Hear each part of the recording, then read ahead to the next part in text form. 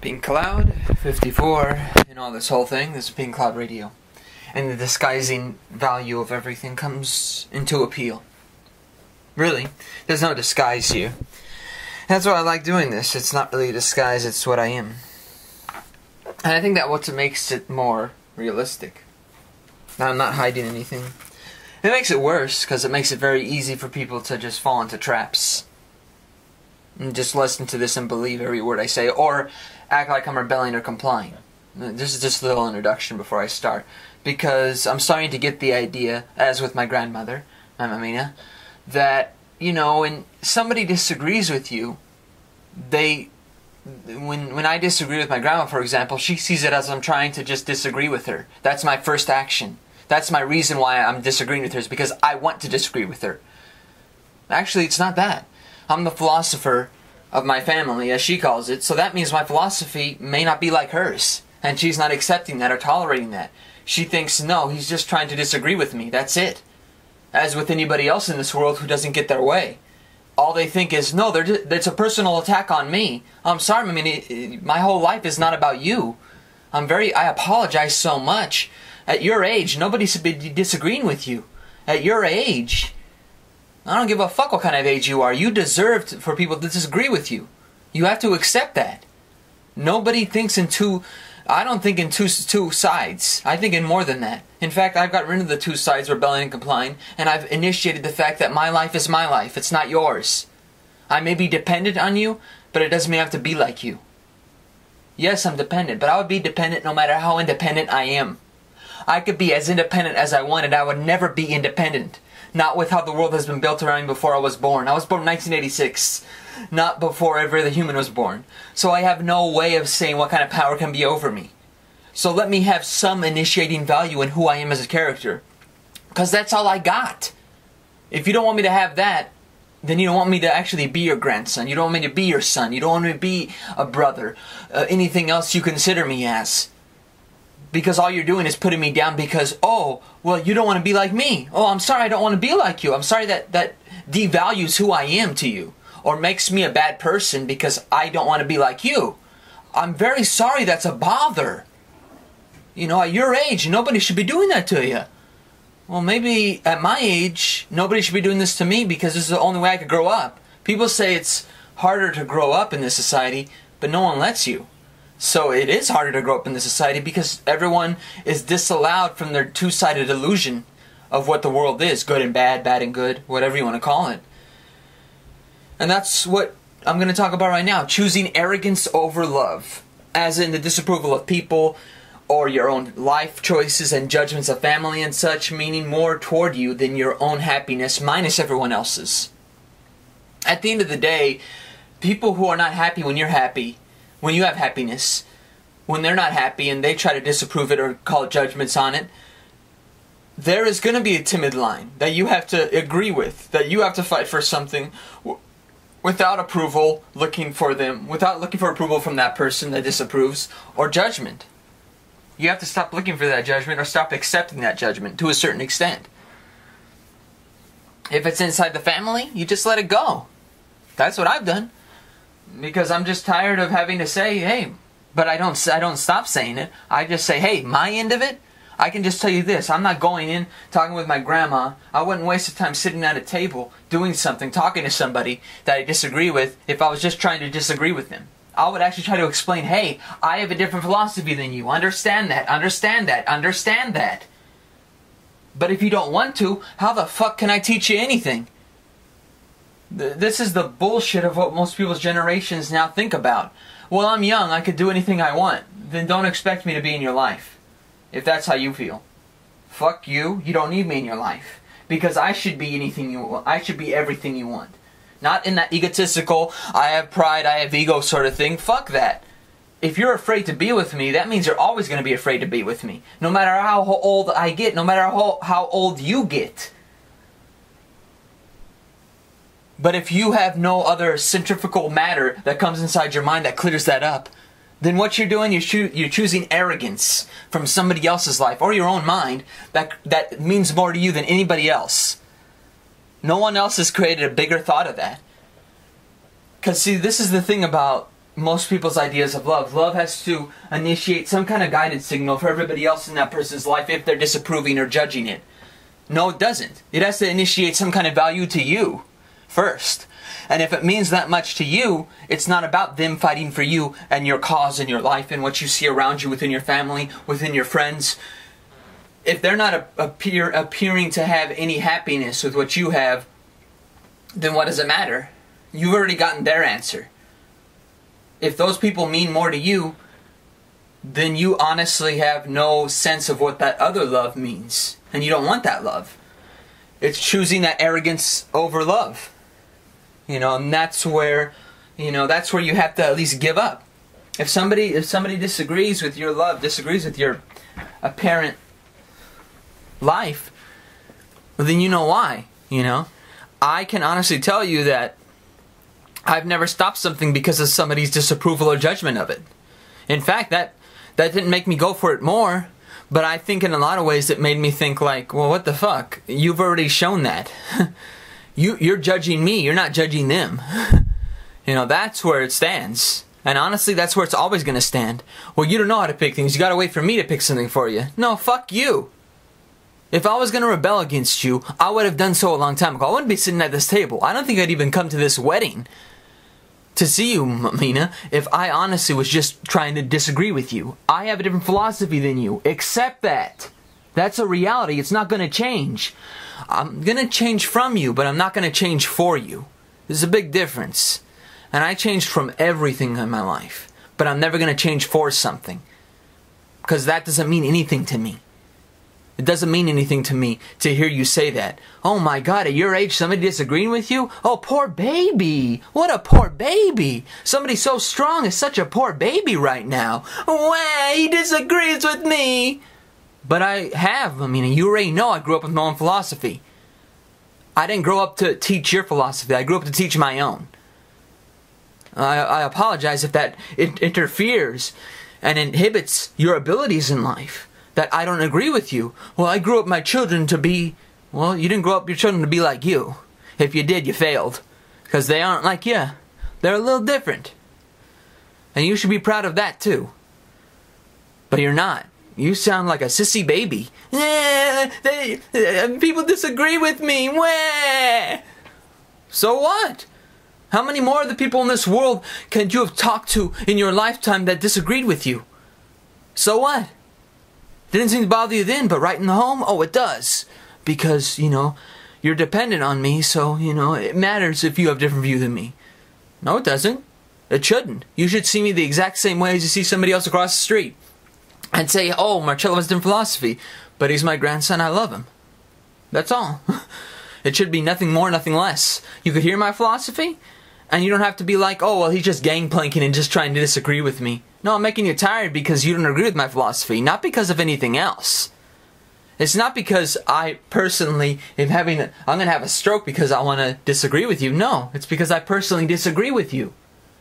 And I explain why I do in a philosophy manner. I apologize that I do disagree with you, that it hurts you so much. At your age, somebody disagreeing with you. I'm so sorry. Very sorry about that. Jeez. At my age, a lot of people disagreed with me, and I still don't even talk about it the way you do. I apologize to you. Wow. I didn't know you were that sensitive. Jeez. Honestly, I didn't. You grew me up to show you were a very strong person, so I never would assume anything less of you. I'm very apologetic about that, because I'm sorry if I choose my love and my inhibition to live life without rebellion or complying. Because I wouldn't waste the time to rebel or comply. I just want to live my life. You can't protect me from things that are not happening. But I'm not going to choose somebody based on what you think is the right person for me. Because that's somebody that you like. Most likely they're going to be like you. I don't want somebody like you like that in a relationship. Yuck. I'm going to just say it. Yuck. That's not my personality type. And the proof is what you're saying right now. You're not showing exactly what kind of things I say. You're just saying, oh, he just does it to disagree with me. No, I don't. I do it to show you my philosophy. If I did it to show you that I disagreed with you, I wouldn't even waste the time to have a second conversation about it. I wouldn't waste the time to tell you again and again, to repeat it again and again, and again and again and again and again and again. And this is for anyone out there. If I was going to waste the time to have a conversation with you again and again, that means you have to understand that my philosophy is different from yours. It's not about disagreeing with you. Oh, poor baby, somebody disagrees with you. I don't even say that. You know, I don't even say that. If somebody disagrees with me, so what? I explained to you my philosophy and that's it. You know, and there we go. If you're going to fly off the handle because of it, oh, well, I apologize. I apologize that everybody has an individual mind still. Maybe not so much. There are a lot of people who are just slaves. Definitely understand that. If you wanted a slave, then I guess, you know, just wait for it. The slavery's coming. It's been here for a while, so it hasn't really gone away. It's just the same with misery and sadness. Don't go away just because you have a smile on your face and you can't fight the people to make them happy. So when I hear people say, like, you gotta fight your family or fight some other, you know, people on the side and shit like that. But that's their misery and sadness. It's not yours, you know, unless you make it yours. You know, no matter what another person says or does, that bullshit is based on the mentality of theirs. It's always gonna be. So if you see somebody, or, you know, you hear one of your friends or somebody else saying something that when they're in their misery and sadness that they don't have something, right there and then you already know how they're gonna be their entire lives. If you pay attention. If you don't, then you're being ignorant to something that's right there in front of you, speaking to you, speaking badly about somebody else in your personal life that's making you happy. Just don't fight them. Live in your happiness. That's what I say. Like, personally, if you find somebody that's in sadness and misery and they're pushing it on you because of, who knows, you're already creating the kind of environment to accept that. So you are the perfect person for them. Because personally, they want a punching bag. They want a punching bag to push, to, you know, punch their misery and sadness right in your face. And that's what they're going to do their entire lives. They're going to just punch like a punching bag right into you. You know, I can tell you this. I'm not looking for the one. I'm looking to not be treated like no one. Pretty much, I don't want to be somebody's punching bag. There you go. You heard it. And if you can't get past that stuff, then that's the arrogance of other people right there. And that's what being that is, you know, what living in that misery and sadness is. It could be jealousy, but it doesn't necessarily have to be. I think that's too easy to just say it's just jealousy, because it's more about what that person doesn't own to a certain extent. Like, they don't have a certain relationship like that. It's that void that, you know, if you're not able to control how your emotions erupt, then you got a problem. Definitely. Of course you do. But if you have total control of your emotions, feelings, sensitivities, they're all out in the open. Mine are. You know, I've had one-sided feelings so much that right now, at this point, you know, I'd be surprised if somebody actually had feelings for me that I have feelings for. There you go. I'm just surprised, you know. That's why if somebody says, oh yeah, this person likes you, and I like them, uh-oh. I don't know what to say, because I've never experienced that before. I've only experienced that for a short time, and then she took it away from herself. She accepted the disapproval and judgment. She accepted that misery and sadness that other people were pushing on her. Her family and friends and whatever. So right there, there's that unbelief that I have. But it's not being unbelievable to not have it at all. But it's scary now. Because if you're just going to take that away, if you're not going to own those feelings, then what's the point of having them? You own them. You know, you don't own me, you own your feelings. You own your feelings, your sensitivities, your emotions. You own all those. You don't own me. You know, if you're looking for a slave, then get a dog, get a cat. You know, people now act without caring about themselves, that somebody else will care about them. People love this. People love not caring about themselves because they want somebody else to care about them. But if you don't care about yourself, why would somebody else? Why would I, you know, like, personally, why would I waste the time to care about you when you don't even care about yourself? Well, this person isn't a pretty person. And they're never gonna be, because they don't care about themselves. And it's not even about, like, the way you dress, things like that. That's an intrinsic thought, intrinsic idea of what you want to wear. That's always about that. If you're wearing something rather easygoing, then that's what you want to wear.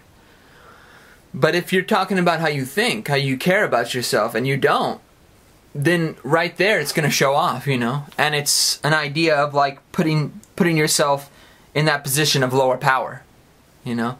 That, oh, well, you know, you have to give yourself up to somebody else. And that's why a lot of people, you know, and I'm not putting this down, but I do think a lot of what established views have sent through like TV, through any means possible that has been coming on since the 1950s, has always been about putting a man in the position they have been put in, whether they're making fun of the position they're in, like in King of Queens, or going all the way back to All in the Family, going back to old shows like I Love Lucy or something. You have the same identity thing about men, and I think it's bullshit, honestly, because I think there are good men out there that they never portray on TV. All these shows, I've never seen a good man portrayed on any show, ever. There's always been some kind of hindrance of character, and it hasn't been one that I've revealed. It hasn't been one that I have. It's always been about their ego and pride. But not all people, not all humans carry that ego and pride.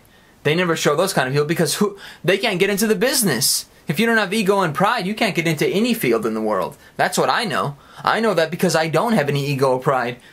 Look at me. I'm not going to get popular off YouTube because of this.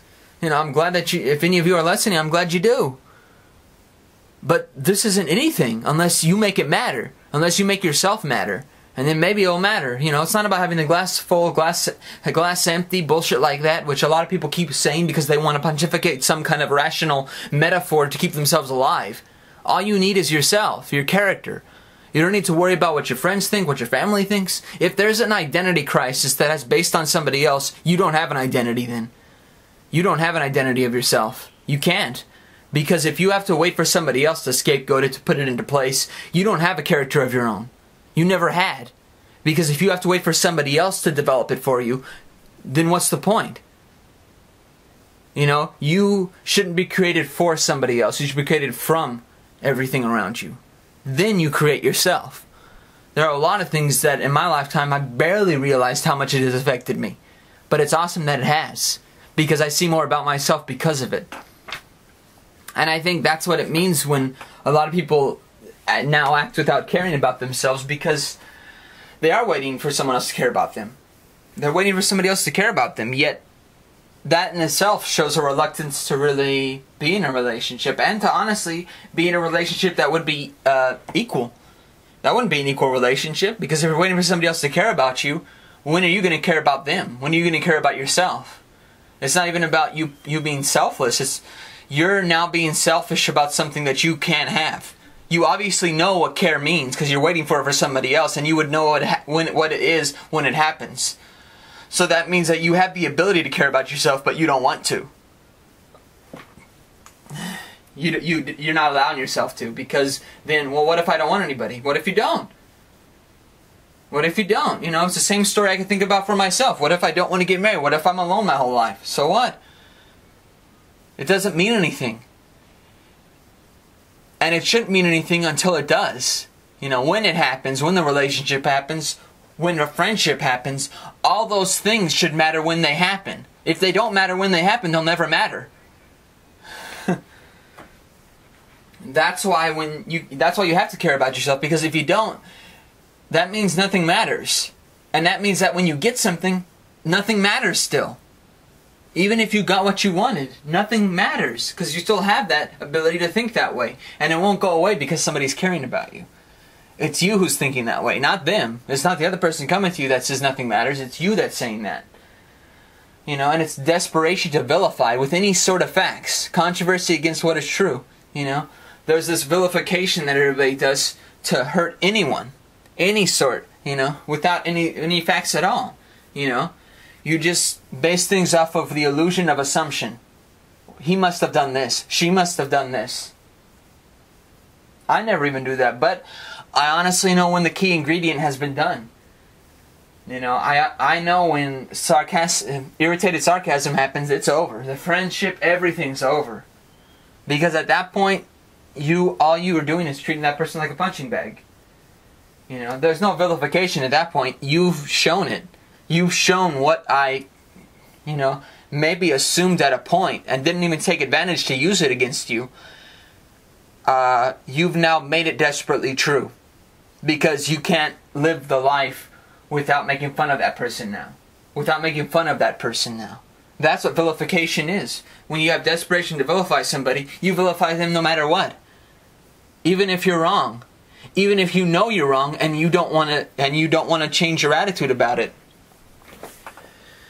You create controversy against what is true.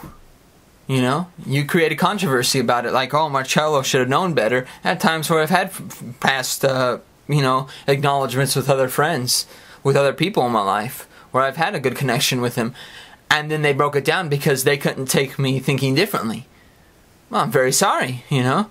You know, I have to apologize for that. Jeez Louise, land of the free, my ass. This isn't land of the free if you're going to be so desperately clung on to the fact that somebody has to think like you do. I'm very sorry, you know. And that's what it comes down to. It's, you know, it's that desperation to vilify anybody because make them into a villain. That's what vilify can turn into. To me, that's what it sounds like. Where it's vilifying his villain, making them a villain because they disagree with you. Wow, my God, somebody disagrees with you. They're a villain now. So they're going to hurt you. Wow, you know, I'm so sorry that an idea, a different philosophy hurts your life. I mean, there have been so many philosophers. I wonder why they haven't been killed in their lifetimes. You know, I mean, in general terms of the philosophy, them not being killed in their lifetimes, it kind of shows something. That there is truth in what they say. And yes, you can be ignorant for it all you want. But there's still all these memes going up on Facebook and every other place where it has those philosophers and their quotes. So right there, you're vilifying somebody that at one point you're going to take in. Because you can ignore them all you want. You can get upset about them saying they're rebelling, they're complying, some other bullshit like that. But in true reality, they're just living their life. And all you're doing is saying that they're not living their life.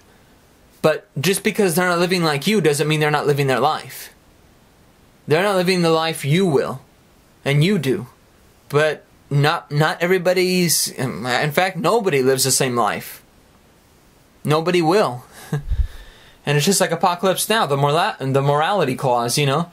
They have no morality, you know. And it's true. None of you have morality out there. You can talk with the government officials or anybody. To the highest level to the lowest level. I'm above their timid lying morality. Therefore, I am beyond the caring.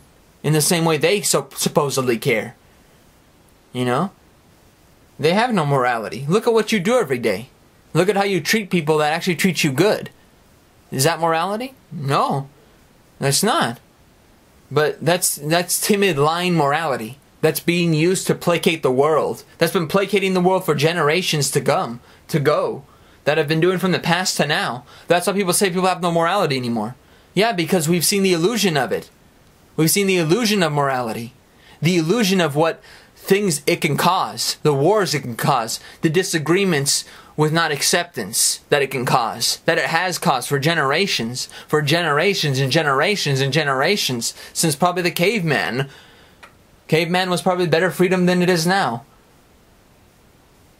That's what that morality is, you know. Oh, this generation has a morality. Yeah, it's because we've seen past the lies of morality. You know, they have no morality.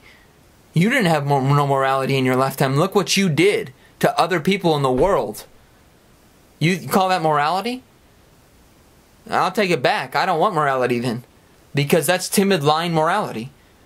I am beyond that caring that you supposedly call caring.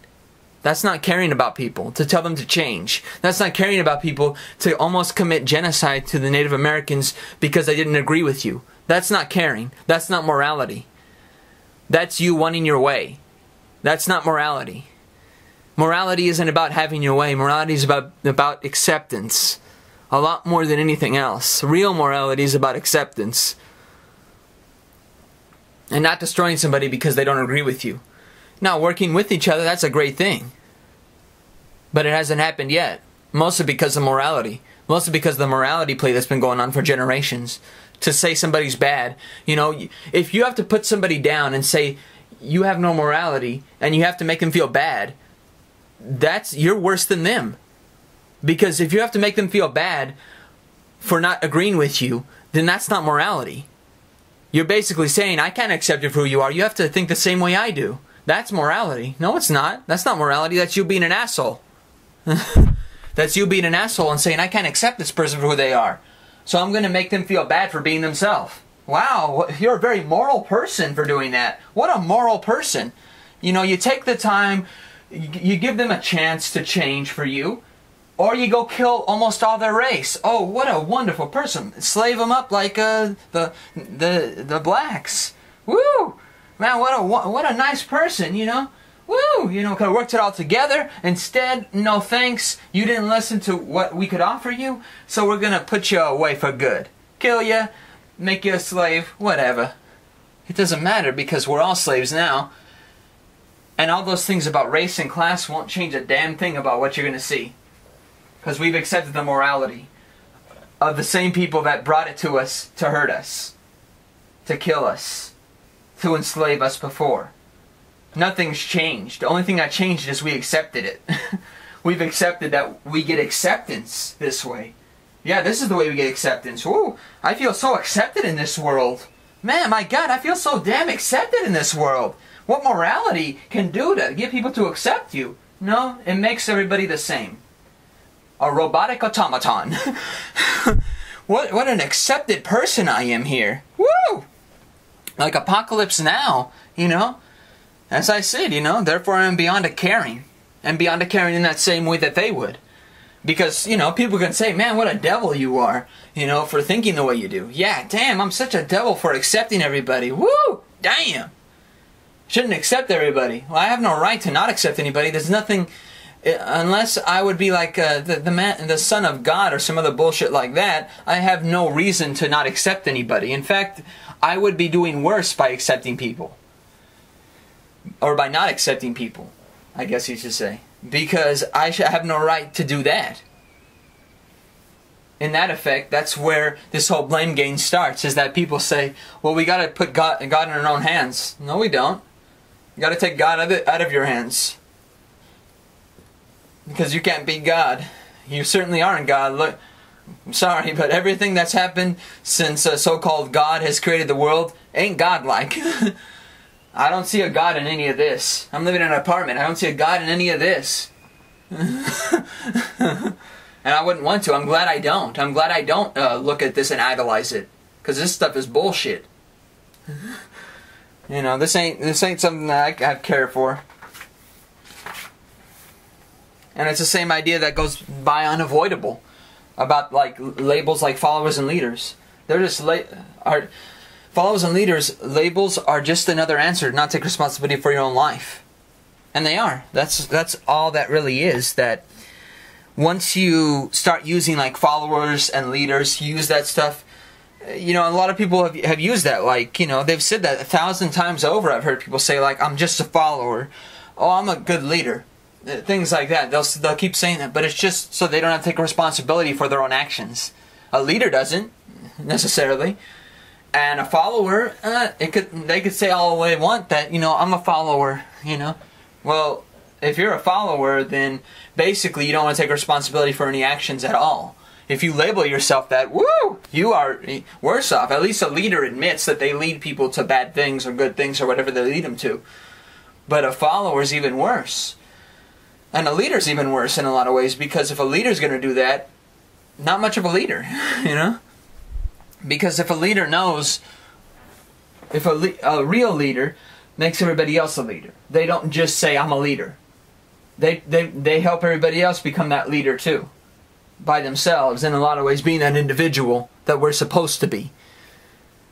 But if you're a follower and you're saying you're a follower, which I want to get back to, because I can say bad things about the leader that's not being a good leader, but we have those identities that are just strung up. That we can say we're followers and we can do anything we want because somebody else leads us there.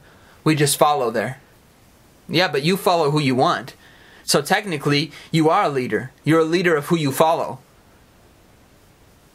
You're a leader because you follow who you want to follow. You can't intimidate that. You can't extract that and say that's not true. No, people leave my life, they leave my life. I can say that, but I can say that because I personally took the step to end it for a lot of them, because I felt like no friendship here. And in a lot of ways, it was over. You know, that connection distilled, disgiven. It was disgiven. Because those people didn't want that kind of friendship. I'm very sorry, you know. I'm very sorry you have to feel jealousy and all these damn things that the world has cradled you with. But you do realize that it's the world that's cradling you with those, not me. I'm not pushing those ideas onto you. If you personally feel that way and you have to vilify everybody else, then you're not setting a good example, well, for yourself, honestly, because you'll never feel satisfied in life if that's how you're going to feel your entire life. If you're just going to feel jealousy, those kind of things, the abstractions of life that you don't have, then your happiness is just based on what you're evidently going to receive. And that's all that's going to matter. So why would I want to continue being your friend or continue to know you in any acknowledging way if all that matters is when you're going to get something? That's not much of an identity or description to see some kind of affiliation between us to last. Because no matter what, the other one that's going to get with you is going to beat me out. Because you already let them. So followers and leaders labels are just another answer to that. To not take responsibility for your own life. And when you get down to it, that's what this is about. The identity of what followers and leaders are to a lot of people, which sometimes are based on real facts. I mean, you could look at what leaders have done in the past, whether they were good or bad, it doesn't matter. And that's just a definition of what good and bad is. As I said last time, the definition of good and bad is based on our own progress, not theirs. And so within that, that's what these really mean. It's just another answer to not take responsibility for your own life. You know, even if you do, technically. You may be shadowy about it and keep it behind your back and say, no, I'm just a follower. Every follower is a leader. Every follower is a leader. Because they lead themselves to who they want to follow. So that's bullshit to say that, oh, well, no, I'm just a follower. No, you're not. Don't stick my head up an ass. You won't get there in time. And we already made the choice. We're here to understand why we made the choice. So I mean, this goes right back to followers and leaders, really. You know, by not taking responsibility for what we do, we'll never understand why we did it. We'll never understand the choice we made. And that's just from The Matrix Reloaded, the first conversation that Neo had with the Oracle, and the second one. Strong conversation, and it's true that you're not here to make the choice. You already made it. You're here to understand why you made it. And that's the truth. All of us are here to understand why we made the choice. Whatever choices we made, we're here to understand why. So a lot of people never move forward in life because they never want to take responsibility for their choice so they could finally understand why they made that choice. I do. I take responsibility for it on my own. I don't let anybody who disagrees or disapproves, as I said earlier, the disapproval and judgment, or the arrogance, choosing arrogance over love, I don't let that decide so then I can never decide for myself. If I did that, I would have done that from day one. It's the same reason where somebody could say, oh, you're disagreeing with him or her. But then why am I talking to you? Why would I tell you how I feel if I disagree with them? I would just put tape over my mouth. I wouldn't tell you anything. If I put tape over my mouth, it's because you're not listening and you don't want to believe that I could be an individual.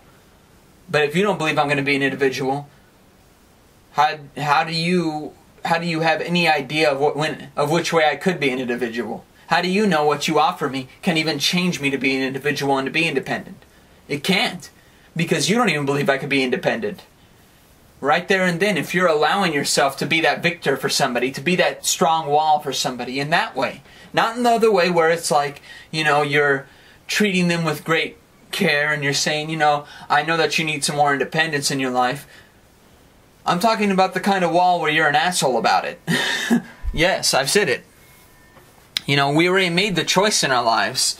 So we're here to understand why we made that choice. You know? And to be honest, I can tell you that I made a choice based on my true feelings. Every time. And it doesn't necessarily mean that there weren't any other feelings in general form around before or after the situations that did occur. But when I put my true feelings into something, all those rests don't disappear, but they settle in their own grounds. And to be honest, if you're gonna just fling shit at me, you don't have any reason to be there. That's the real truth about it. And in a lot of ways, that's what a lot of people do. They fling shit at you to see, hey, is this guy prepared, or is this girl prepared, or is this person prepared to be here this whole time? Well, yeah, but why didn't you do that before? Because you honestly haven't done that before. And right there and then, you've already made that choice, and you're not understanding why, because you're not taking responsibility for even what you're doing. As with what I said before in the previous one, where people take responsibility only for what they do inside themselves. Like if they fix themselves inside, okay, I've finished everything. No, you haven't. Look at what you did out here. Oh no, that's not responsibility. That's not my responsibility. You did that. Oh, really? Oh, I'm sorry. I'm sorry. I didn't know I was doing your voice right there at that point when you had said this to me and when you had done this with me. I'm very sorry. I didn't acknowledge that it was just me doing that. Very sorry about that. And I think that's the idea of not taking responsibility too, is that no, I'm just a follower. Yet they have hands too, they have arms too, they have a mind too, they have a heart too, which means they have a body too. Their actions inevitably, you have to completely accept and exuberate, which the only thing I can do is just apologize for me being the only one to stand up for my outside actions just as much as my inside actions. It doesn't make me bad, it doesn't make me better. It just makes me surrender. It makes me surrender to my only truth, my emotions, feelings, sensitivities, right at the front door for you. Whether you're somebody that I meet and just know in my life, or somebody that I personally have a relationship with, whether it's an intimate relationship, or it's a friendship, or anything else you want to call these names that I just proliferate every single day. Sometimes we make choices because we didn't think at the time why we made them. That's the real truth. That's why we would have to even come to an idea to understand why. Because we do make choices because we didn't think at the time why we made them. And that doesn't make them bad choices. That just makes them choices that we don't understand. And that doesn't make anything bad or good about it. In fact, that's not the point of it. You did make a choice, and that's good. In fact, you made a choice without thinking. That's a very hard thing to do. It's not like it's an easy thing to just say, I'm going to make this choice without thinking about it. It's not like you just make that choice. So there is strength in that, but at the same time, that's why we're here too. We're here to understand the choices we made without thinking about it. And we need to understand them at some point.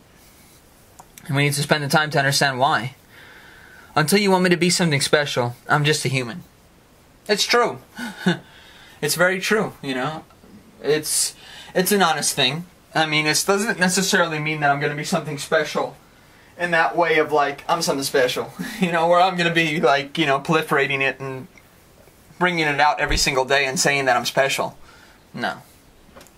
That's me. That would be me using my ego or some other bullshit like that. Which I can't do, honestly. I don't feel that way about it. Honestly, I would never feel that way about it. I actually would say that that's probably one of the biggest bullshits right there. Is to say that, I'm better now because someone else has chosen me. They've chosen me. Well, personally, why didn't I... If I need everybody else to know that shit, then I personally don't need to have it. And it is that, it is that I am just a human in that effect. I won't be something special until someone makes me that special. I mean, if you're going to treat me like a punching bag, that's all I'm ever going to be. And stay with what you feel. Don't just do something or different things until you get the right thing. There you go. See, that goes back to, am I looking for the one or some other bullshit like that? No, thanks. Just stay with what you feel. And it is true. That's what I do all the time. I stay with what I feel. A lot of people don't. I've seen a lot of people like say they have feelings for me and some of the stuff, but they never show it. They just move on and they just look for the right thing. I'm not getting instant gratification from this relationship, so I'm moving on to the next one. Just move on. Good luck, lady. It goes back to that time bomb love. It is that, It's that time bomb love of like infatuation with something that gives you something right away. I mean, obviously, if I'm not giving you something right away to that effect, if something doesn't matter in the mind, it's never going to matter in the body. It's never going to matter. It's never going to matter. Because if you have to look at what you're getting from the physical point of view and saying, does he got a big dick? Does she have big knockers? Some other bullshit like that, then what's the point? If the relationship's about that, then it's never going to be about anything else. Yes, you could develop it and take more strength in what you can learn from it, But honestly, I couldn't. I couldn't do it that way, because to me, that's not the way I would produce a relationship. A relationship is produced a lot stronger when its ability to have mind sex is as strong as its ability to have body sex. To a certain extent. Because we are just human. We can't base ourselves off of spiritual side so much, which a lot of people do. They pray to the gods, they pray to God, they pray to whoever they need to. But no matter what, we're still limited. And we have to appreciate the limitedness too that we have. We have limited qualities, but we have to appreciate it. Most people don't. That's why most people say, I'm looking for the one, I'm looking for the right thing. Then you would never appreciate anything. You would never appreciate the wrong things. And it's true, you know? It's true. In a lot of ways, that's what a lot of people do. And that's where, you know, you got to stay with what you feel. You know, when you fight for something for yourself, it's just a game. But when you fight for someone else, you never will feel the same. And it's true. When you fight for someone else that you truly care about, you'll never feel the same, because you'll always feel the strength of that relationship. So it's not even about fighting like necessarily ideas or, you know, machines or spiritual or some kind of other fight that's there. Or physically, you know, those kind of ideas, those kind of three separated views, and whatever they are, you never feel like you're mistreating somebody, even if you feel like they're giving more, you're giving more. And, you know, you can't truly, as I said, you can't truly have the pleasure of sex unless you have the pleasure of caring and liking the person you're with. It's true. You know, you can't have the pleasure of sex. You can't have the pleasure of any plethora of things, whether it's just talking with the person you're with that you love. You can't have the pleasure of that if all you're going to think about, if you don't even care about the person or love the person or like the person you're with. You have to start off like that. Anyway it starts or stops, it's the respondents that matters. And yes, you have to take that step to say, hey, every part of this matters. It's not just about you, it's not just about me. But if it is about that, then it doesn't matter. It's always going to be like that. It's always going to be selfish then. It's never going to change. You know, it can't get any worse than this, really? It's the worst. How can it not get worse? You know, I love when people say that. It can't get any worse than this. How do you know? How can it get any better than this? It's going to get worse. Because you've allowed this worse to say, it can't get any worse than this. It can't get any worse than this, really. I'd like to see how it can't get any worse than this. You've allowed this worse to come. So why wouldn't it get worse? You've accepted this worse. It's pretty easy to accept more worse after you accepted one part of it. It's not like you go backwards and go, you know, I'm not going to accept anything worse than that. No, anybody who ever says it can't get any worse than this, it usually gets worse. Because you accepted that worse. And you said, oh, I can accept this worse. Haha, you know, I'm so strong. You know, everybody says that like it's a fucking asshole. Sorry. But it's true. You know, anybody who says that, what an asshole. Whatever kind of person you are, you're basing things on what? The mentality of, well, you know, shoe's gonna drop. Glass half full, glass half empty? Fuck that. No, I don't need a metaphor to base my life. Here's my fucking fist. Here's my heart. Here's my soul. Here's my emotions, my feelings, sensitivities, all in the bowl. Served up. And that's where it comes from, really. All this, you know. It can't get any worse than this, but it does. It did. And that's where a lot of this comes from. That's the same reason why I could say that, you know, choosing arrogance over love is where this starts and where this ends. If you choose arrogance over love and you say, it can't get any worse than this, but it can, you'll always be like that now. You'll always choose things based on what somebody else says, based on what somebody else who minus your own self says. You know, it's not always about ego and pride. That's the thing about these things. Like, that's what I don't get when people say, like, hey, why don't you fight for it? Because it's not about fighting for it. It's about loving the person you're with. You know, no arrogance. This is just Marcello talking here, and it's not going to change. And I don't think it will. And I don't think it's a bad thing to say that I really care about somebody and love them by myself. That's true independence, not anything else. Not living alone, not, oh, you being a mama's boy. If that bothers you so much, then you're going to like a lot of the men who are abusive. That's all I need to say. You'll like a lot of them. They're really nice men. But once you actually marry them, you know, be with them inside a home, you'll like them, but there's going to be a little change of character, let's say. I'm just 26 and I can pick up my life as fast as I can, but it doesn't matter if you don't care about my life. Take care. Love.